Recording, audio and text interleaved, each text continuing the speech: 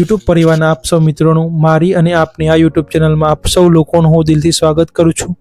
તો તારીખ થઈ છે 12 મે અને સમય થયો છે રાતના 11। તો મારે 2 દિવસના વિડીયોના જે રેકોર્ડિંગ કરવાનું બાકી હતું તે અત્યારે હાલ હું કરી રહ્યો છું। તો કામના કારણે હું નહોતો કરી શક્યો, તેના બદલ મને માફ કરજો। તો એવું હશે, ભગવાને એવું નક્કી કર્યું હશે કે આ બંને હવે નવા માઇકથી જ રેકોર્ડ થાય। તો હાલ હું જે વિડીયો રેકોર્ડ કરી રહ્યો છું અને આપ જે વિડીયો જોઈ રહ્યા છો તો તે માઇક સાથે છે। તો આપ મને જરૂર જણાવજો કે વગર માઇક કે માઇક સાથે વિડીયો જોવાની મજા આવી।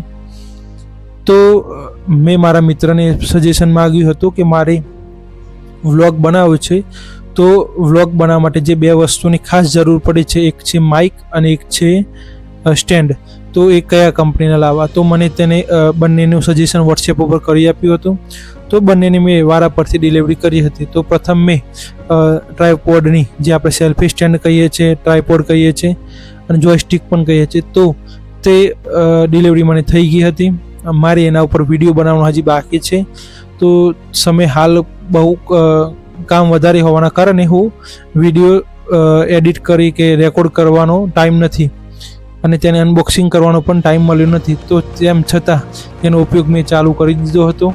તો આવતાની સાથે જ મેં એ સ્ટેન્ડ જોયું તો તે ખૂબ સરસ લાઇટ વેટ સાથે આમ તેનું જે મેટલ બોડી જેવું સારું હતું એમ, અને સાથે જે એનું બ્લૂટૂથ કનેક્શનવાળું જે ફોટા પાડવાનું ફીચર છે તે પણ ખૂબ સારું છે, કારણ કે આપણે દૂર ઊભા હોઈએ અને ત્યાંથી પણ જો ફોટો ક્લિક કરવો હોય તો તે પણ મજા આવે। અને મને પણ આ નવા ગેજેટને અનબોક્સિંગ કરવાની સાથે તેનો ઉપયોગ કરવાની પણ ખૂબ મજા આવે છે, કારણ કે નવી વસ્તુ ઉમેરતી જાય તો કંઈક વસ્તુ જ આખી અલગ બને છે, તેમાં પણ એવું જ છે।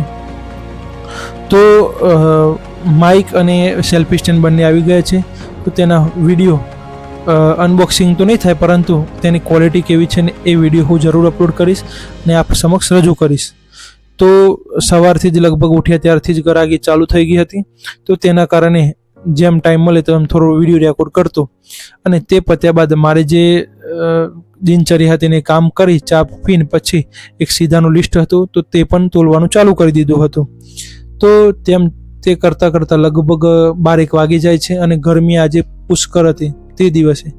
તો આમ પુષ્કળ ગરમી એમ કે રવાય જ ને, એમ તમે બહાર ઊભા રહો તો આમ બળી જવાય ને સાથે આમ પરસેવાની નદીઓ વહેતી હોય તેવું પોઝિશન આવી ગઈ હતી। તો બપોરે દુકાન બંધ કરીને સહપરિવાર સરસ એસીમાં ઊંઘી જઈએ છીએ અને મને આમ લગભગ ઊંઘ્યો હોય છે ને આમ વિચાર આવે છે ને એટલામાં ફોન હાથમાં લેતા જ ઈ-કાર્ટના જે ડિલિવરી બોય હોય છે તેનો જ ફોન આવી જાય છે કે ભાઈ તમારી ડિલિવરી આવી ગઈ છે, તમે બહાર આવીને લઈ જજો।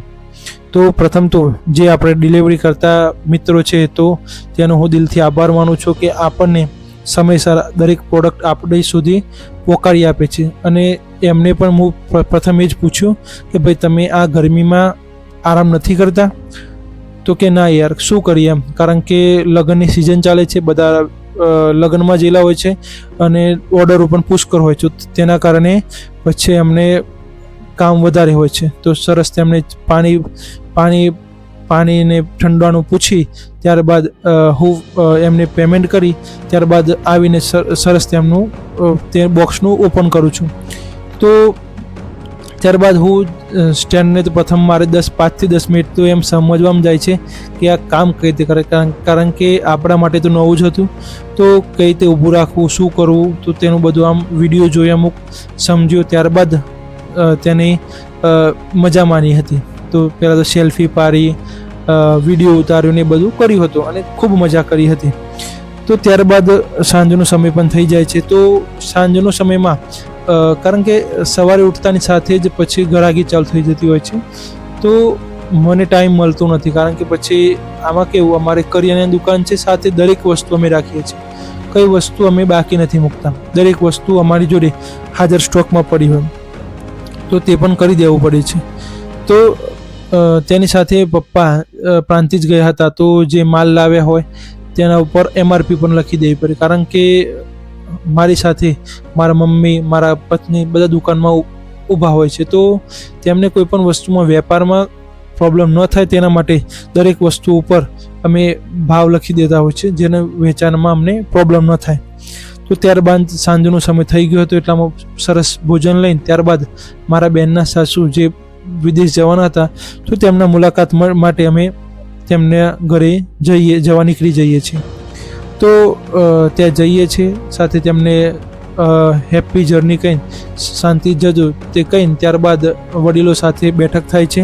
અને વડીલો સાથે બેઠા હોય તો મોબાઈલને થોડી વાર બ્રેક આપી અને જેમની જે ચર્ચા હોય તે સાંભળવાની ખૂબ મજા આવે છે, કારણ કે એમના જે ભાવ છે, એમની જે વાણી છે અને એમના પાસેથી કંઈક નવું શીખવાને જે આપણામાં આપણી ઉંમર છે, તો તે પણ રોજ આપણને નવું શીખીએ છીએ. ત્યારબાદ હું મારા પપ્પાને એમને ઘણા સમયથી ઝઘડી રહ્યો હતો કે આપણે પણ ગોલો ખાવા જોઈએ, કારણ કે પરિવાર સાથે ટાઈમ સ્પેન્ડ કરવો પણ ખૂબ જરૂરી છે. તો આજે સમય હતો તો અમે સરસ કે ગોલાવાળાના ત્યાં સરસ શરબત પીધો અને ગોલો ખાધો અને દાદાને પણ લચ્છીની ટ્રાય કરાવી હતી. તો બધું જ આઈટમ સારી